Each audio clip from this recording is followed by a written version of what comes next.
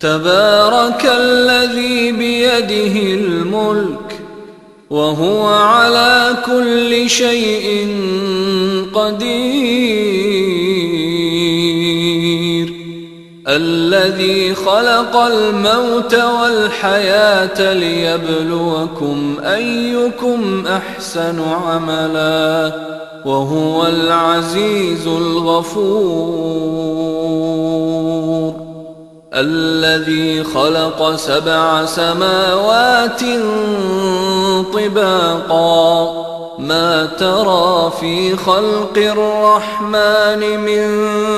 تفاوت فارجع البصر هل ترى من فطور ثم ارجع البصر كرتين ينقلب إليك البصر